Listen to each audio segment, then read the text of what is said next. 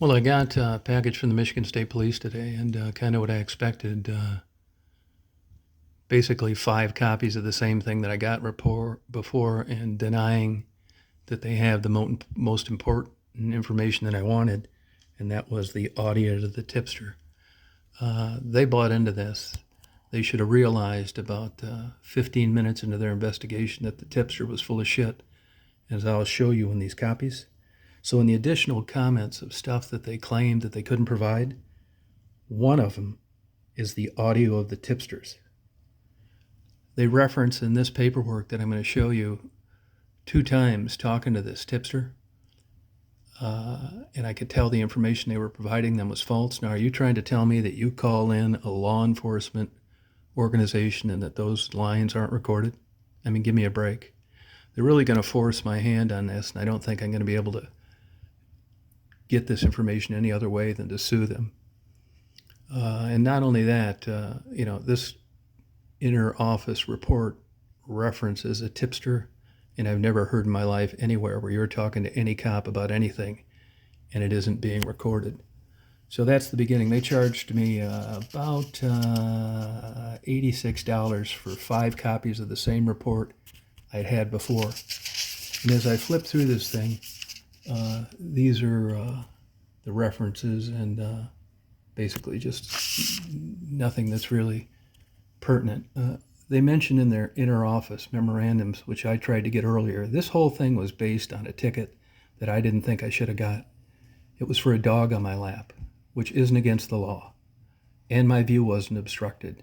Even in the phone call that I made when I complained about this, they acknowledged in looking at their own video recorded from the state police cruiser that there wasn't any erratic driving, and that I pulled over right after the guy turned his lights on. As a matter of fact, I can't find a state trooper anywhere that's written a ticket for this.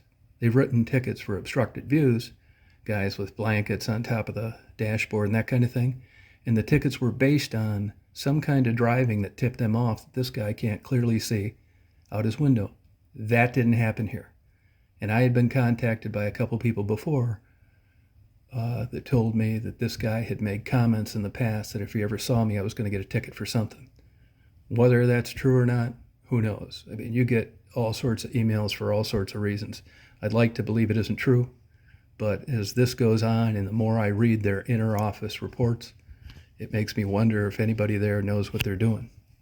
And this basically is just about somebody calling about the open chat. I'm just going to kind of summarize some of the more important things. I went and chronicled all the dates, and it really doesn't matter. It's saying the same thing over and over. I said it's the same report, copied 5 times. Now, if you looked here, as I mentioned before, they mention on this page that there are lots of articles about him online, mainly saying he is exploiting drug-addicted subjects for interviews, and they want him taken down from YouTube. Now, whether you like me or whether you don't, if you like me, you know that's not true. And even if you don't like me, I don't see any indication where I've exploited anybody.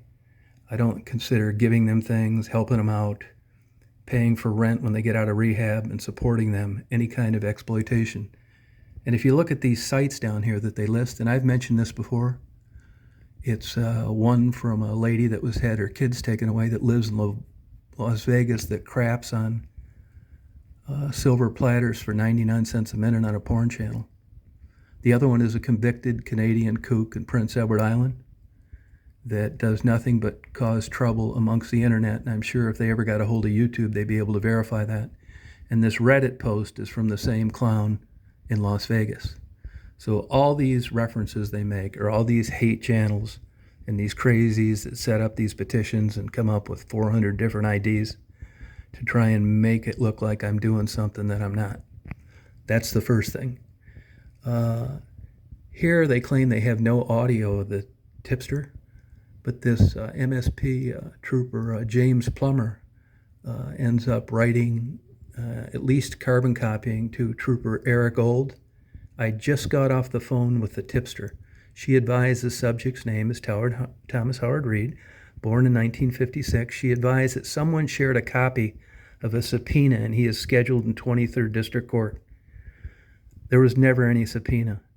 This was a civil infraction where I was written a ticket. I later worked it out with the prosecutor, and I was going there to plead guilty to a civil infraction and a fine where there wouldn't be any points on my driver's license. And the only reason I did that is because I got a nut judge the first time that didn't want to look at any of my evidence. He didn't want to look at any of the tapes. And he even ended it by saying if I didn't like it, I could appeal it, and that he didn't want to see anything. So I was kind of gun shy, even though I appealed to a different judge. I realized when I did this settlement on Zoom, after working it out with the prosecutor, that the second judge, which is a much better guy, he was very professional.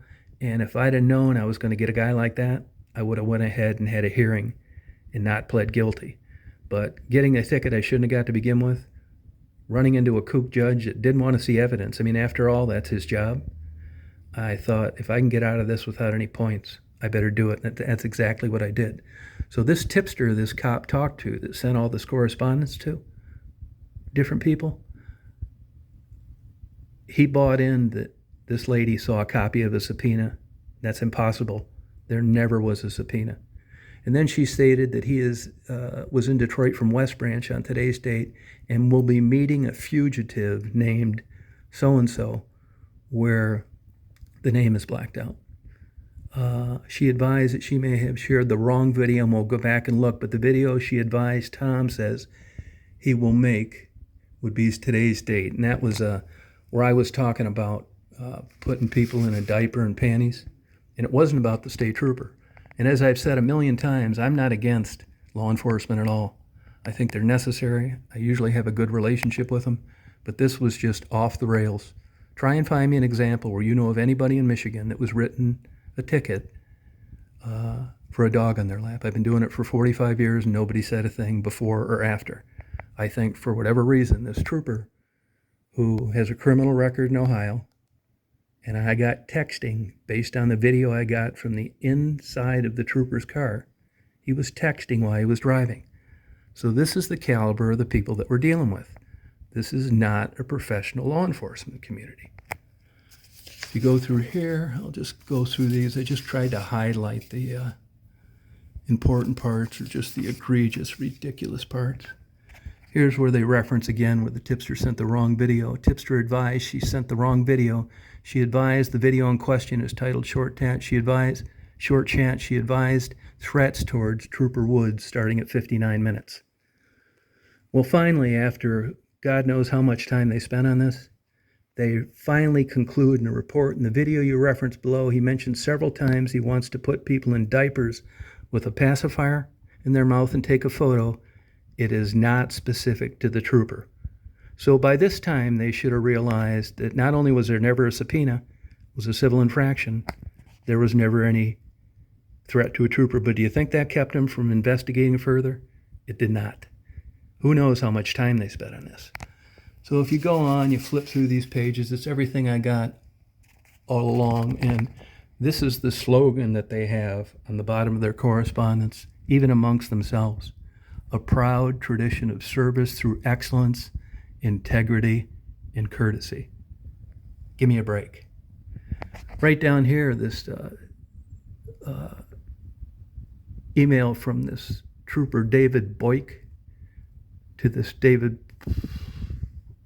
Plummer, or this David Plummer. While working the front desk, I received a call from blank, reference the YouTube live video linked below to the user threatening to harm a trooper. I cannot get the video to play on the computer at the front desk, where he advised the threat was towards Trooper Woods, reference a court case. Absolutely false, not true, never happened. And I think you guys can glean for this. If there would have been any little bit of smidgen of anything to charge me, they would have done it. It's absolute nonsense. This is just all typical. It's the same report copied 5 times.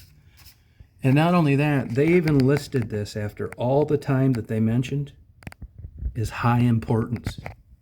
If they would have vetted just one of their sources and watched the video from the beginning and realized it was a civil court case with a civil infraction, they would have dropped it, but they didn't. They kept on going.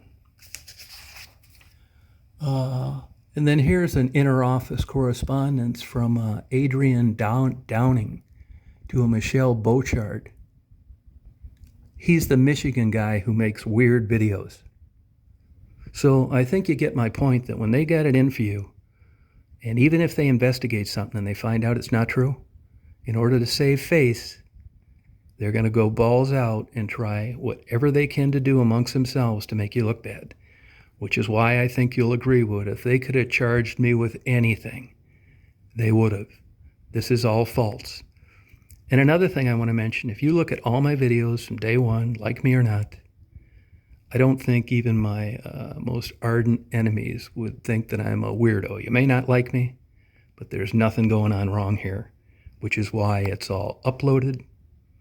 I drive the same vehicle, stay in the same hotel, and drive around with the GPS-enabled cell phone, repeatedly interviewing the same people. There's no smoking gun here.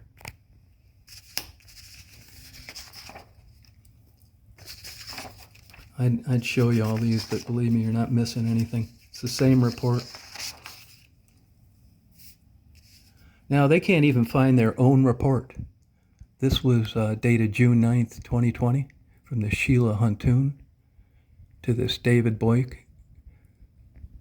Good morning. FOI would like to know if there was a complaint against Trooper Woods regarding a ticket. Yeah, there was. That was one of the videos I originally uploaded. They should have known this the second they ran my name. All pretty much the same stuff. This is where they reference they can't find their own report. They ought to investigate troopers texting while they're writing people tickets for it all day, and troopers driving 93 miles an hour and getting charged with a crime in the state of Ohio. That's where their energy should go. They can't stand the fact that I do something kind to people that are addicted, which is a recognized medical condition. So they're going to try and charge me with some crime or harass me over it.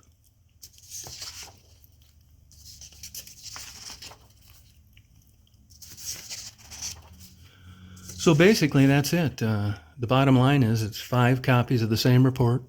They didn't provide me with any audio of a tipster claiming that they don't have it. And basically, it was stuff that I addressed in the first video I uploaded. This is embarrassing as a Michigan State resident. These guys went down the rabbit hole every chance they got. Nothing was vetted. Nothing was proven. And finally, even early on in the report where they knew there was no threat to the trooper, they kept on trucking. And not only that, they thought they'd discourage me by charging me $85 for the same stuff I got before. It didn't happen. This is just the beginning. I'm not going to drop it. I shouldn't have got the ticket. I didn't deserve it, and I didn't threaten anybody anywhere, particularly a state trooper. If you got any questions, address it in the comments. Thank you.